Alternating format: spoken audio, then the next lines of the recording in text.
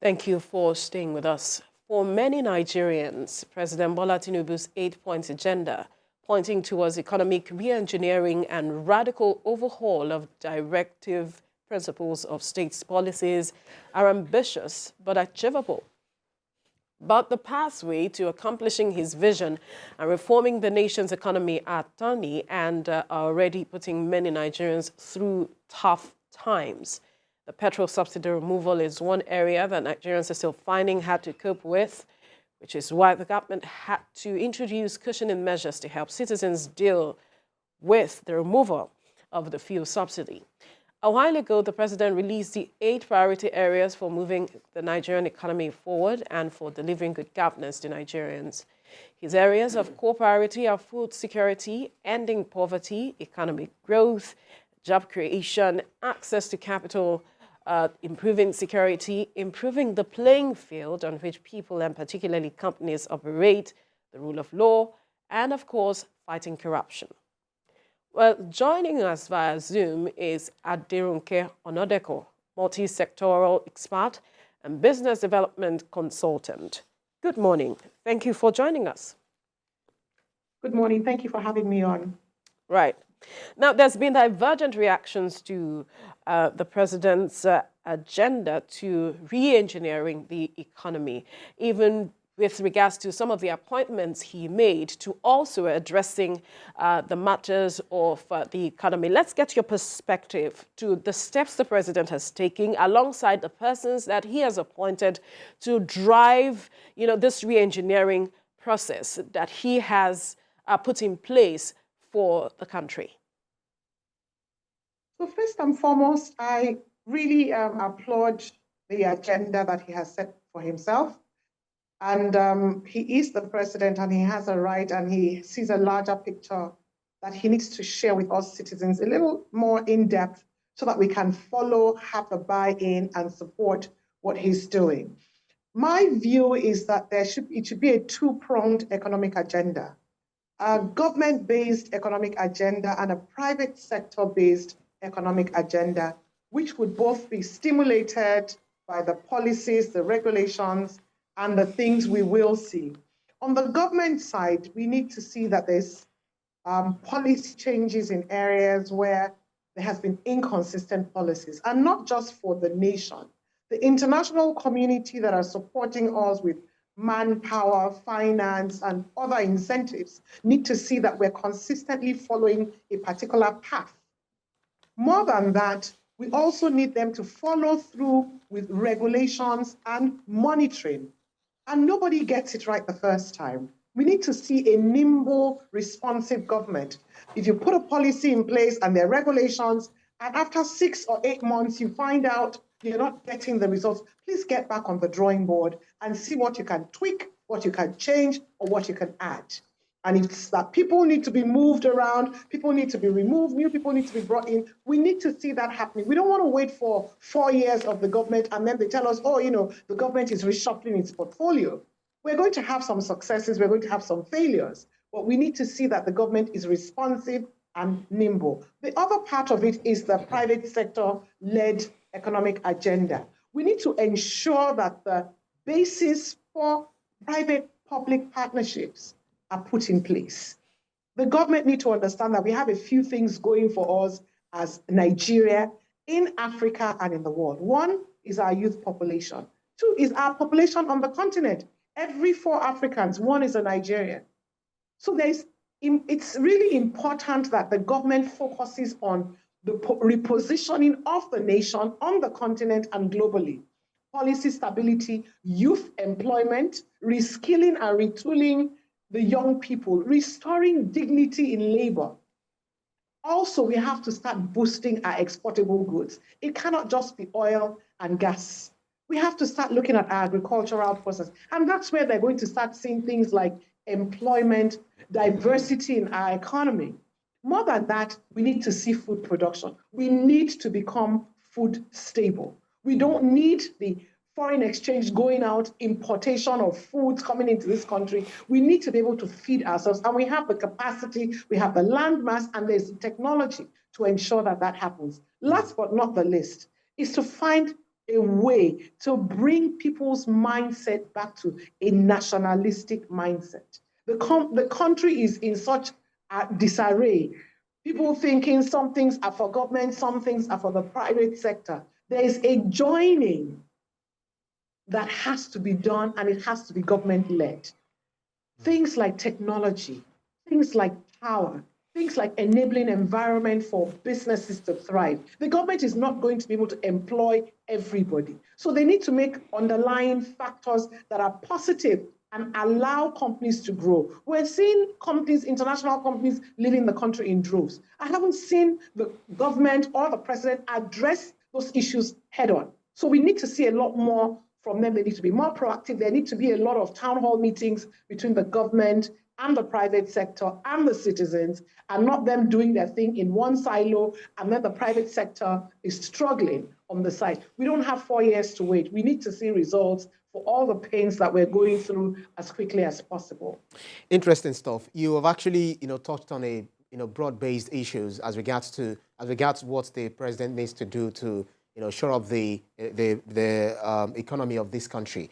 But from Tinubu's inauguration to the fuel subsidy removal to Emefiele's suspension to the floating of the naira, analysts believe that Tinubu's economic agenda, the policies, have been very positive on the Nigerian stock exchange. For instance, it gained 264 billion naira amid Cardoso's inauguration. Why do you think this is? Do you share the same optimism as to what we are seeing in the Nigerian stock exchange? Well, the Nigerian stock exchange is one part of our economy. The bulk of what we need to do in Nigeria are very capital intensive, and they're going to need a lot of opportunities for foreign direct investments to come into Nigeria. So the stock exchange, I applaud what's going on there, and that just goes to show that when you put the right person in a role, everybody takes notice. So what other areas have they put people in place that we're not seeing movement? Does that mean that the right people are not in place, or that people do not understand the role those people are coming to play? So I would say they need to be nimble. They need to be responsive. They need to keep their eyes on indices. The figures you've just given us is because you've paid attention to the indices on the stock exchange. That needs to be done in every single sector. It needs to be done throughout the economy to ensure that the policies that we are making and the things we're doing are being noticed in the right spaces, and that the results from that, which is foreign direct investments, confidence of Nigerians, and also globally, that we're being recognized as a country that is pivoting from where it was to where it needs to be. Interesting, because the president at the United Nations General Assembly has said that the question is not whether Nigeria is open for business. It is a question of how much of the world is truly open to doing business with Nigeria and Africa in an equal, mutual, beneficial manner. But he went ahead to say that the matter of meaningful debt relief is important to the cooperation that Nigeria desires, because there has been concerns about our debt burden, how it is that 77 trillion naira may stall all of the plans that we are seeing. We have a very top-heavy government. That doesn't give a lot of confidence to international lenders. It's going to be a case of, if we give Jack some money, if 80% of the money is going to be recurrent expenses, paying salaries to government officials, to the National Assembly, is the money really going to affect the economy? So we need to come home and clean up our closet so that the world can see that we're different, we're thinking differently from what we've been doing before. We've gone into a lot of debt and we really cannot see the results, substantial results. I'm not saying that things weren't done, substantial results, in agriculture, in infrastructure, in the road networks, the rail networks, in waterways. We're not seeing those things. So whoever is going to give you money, or whoever gave you money before, wants to see that the money that has been given has been used intentionally and effectively. So we need to come home before we start going out cap in hand to ask for debt relief. We've done that before. We were successful with it, but the international market didn't see the results they were expecting to see. So we are the ones that need to shape up and show a new picture, a new government, and a new seriousness to the fact that we understand where we are and what it took us to get to where we are and what it's going to take for us to go to where we are supposed to be. Well, the Tinubu's 8-point agenda seems bold and heartwarming, but if talking about corruption is more than the threat to economic growth, it's actually a fatal blockage of all driving forces of development in an economy of a country. So if the president is pushing this forth, trying to ensure that we have a sustainable working environment and driving revenue, we read yesterday in the newspapers that the NNPC, as well as 13 other government agencies, allegedly failed to remit $9.85 billion in the revenue of the Federation accounts in 1 year. How do you think the space of corruption and the EFCC can help in driving the present agenda to fighting corruption? Because without that, the economy takes us nowhere. Well, I know that the different agencies are working to ensure that, they clean up a lot of stuff that has been hanging in the background. However, we need to lead from the front. The government need to show the sense that they're not going to tolerate corruption. So there are cases that are already in the public view that don't seem to be moving very quickly. And then there isn't even the confidence of the Nigerians that the government is doing enough, or there's sincerity in the agendas that they've put forward. So we need to see results. We need to see decisive results. Those are the things that are going to allow Nigerians to have a buy-in, that's going to allow the international community to see our seriousness, and also to pivot us to where we will get to where a lot of the holes and the gaps are going to be blocked, because we all know where they are. Now, the president has given matching orders that the first phase of his 8-point agenda must be achieved within the first 3 years. I wonder how achievable you see this with the myriad of challenges we have with our economy, and perhaps how they should hit the ground running to achieving this.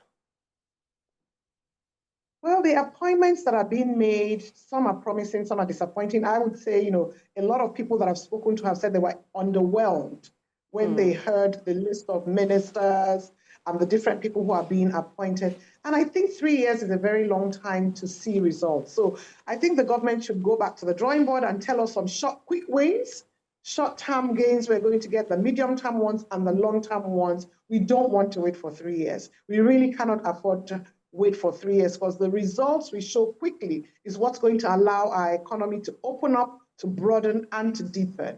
So what should be the low-hanging fruits that perhaps the government can begin with that we can see tangible results from? The first thing is a lot of the policies that we've made need to be revisited to ensure that they're more, I don't want to mention any particular one, but to ensure that they're fit for purpose. So if a policy has existed and we're not seeing gains in that sector, for example, we need to go back to the drawing board.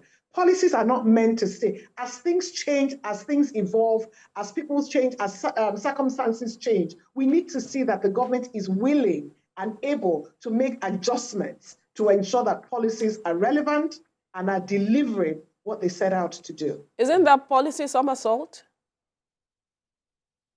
You know what? It's better to have a policy somersault than to sit in a policy that's not working and is regressing. Well, in some of these policies is what the demand of labor is also centered on, talking about the increase in wages, subsidy removal, fixing refineries and all of that, because they want to see the dividends of governance, in no distant time. But then with the insistence on embarking on strike, if they make real their threats, won't this serve as a stall to the driving force that the president is trying to push in order to shore up the economy of this country? That's exactly why at the beginning I mentioned that we have to have two different economies, the government-driven one and the public sector-driven one. If you strengthen the public sector-driven economy, a strike by labor will be addressed according to the agenda the president has, but it would not stop or slow down or hamper the private sector economy. So we need to ensure that we're not tied down in one area, whereby if that area gets shut down, the entire nation gets shut down. Public-private partnership is a really important tool, and it needs to be used effectively in this climate. We can't separate, this drive with the fact that transportation needs to also be enhanced. The president has touted the issue of, flooding the roads with the CNG buses. And if we have that, do you feel that will also help in, apart from easing the stress of Nigerian people, it will also ease the stress in terms of, moving your goods from one place to the other with the minimal attention on paying for fuel? Okay, so if we had a very strong power and digital backbone in this country, a lot of people would not have to move around as much as they're doing. It would reduce the cost of transportation for each individual. It would reduce the cost of fuel for each individual. So we have to start looking at it from a multi-pronged approach. And also, everybody trying to move their goods from farm to city on a minibus is not economically sustainable. We need to start having bulk movement of rail. We have to have rail for moving people, rail for moving goods and services. If a container arrives at the Apapa port today and the stuff in it is going to Abuja, a lot of it is going to go by road. The roads will get damaged. The cost of fuel will be included. At the point when it gets to Abuja, for example, the cost is way higher than it should be. I've heard stories about people moving goods from China to Lagos, and it costs 3 times much to move it from a Lagos port to the hinterland in Nigeria.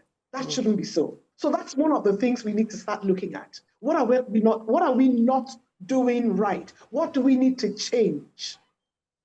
I mean, that's a very classic case. Something goes from China to Africa, and then between Nigeria, it's costing 2-3 times to move a shorter distance.